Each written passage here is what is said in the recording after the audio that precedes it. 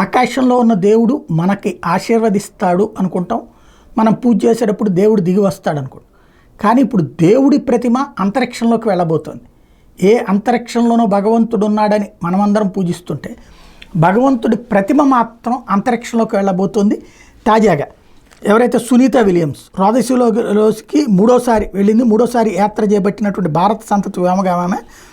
తాజాగా చూస్తే సునీత గణేశుడు నా అదృష్ట దైవం, అందువల్ల గణనాథుడి విగ్రహాన్ని వెంట తీసుకెళ్తాను, ఐఎన్ఎస్కి వెళ్తుంటే సొంత ఇంటికి తిరిగి వెళ్తున్నట్టుగా ఉంది అని ప్రకటించారు. ఆవిడ ఏంటంటే తాజాగా విలియమ్స్ మూడోసారి రోదసీ యాత్రకు సిద్ధమయ్యారు, వెళ్ళారు. ఆవిడ బోయింగ్ సంస్థకు చెందినటువంటి స్టార్ లైనర్ వ్యోమనౌకలో అంతరిక్షయానం చేశారు.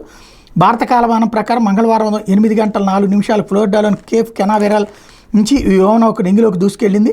ఇందులో సునీత మిషన్ పైలట్గా వ్యవహరించబోతున్నారు. ఆమెతో పాటు బుచ్ విల్ మోర్ కూడా అంతరిక్షంలోకి పయనమయ్యారు. వీళ్ళు భూకక్షలోని అంతర్జాతీయ అంతరిక్ష కేంద్రంలో వారం పాటు బస చేస్తారు. స్టార్ లైనర్ అభివృద్ధిలో అనేక ఇబ్బందులు తలెత్తినాయి. దీనివల్ల ఈ ప్రాజెక్టులో చాలా సంవత్సరాల జాప్యం జరిగింది. యాత్ర విజయవంతమైతే ఐఎస్ఎస్కి వ్యోమగాములను చేరవేసే రెండో వ్యోమనౌక అమెరికాకు అందుబాటులోకి వచ్చినట్టు అవుతుంది.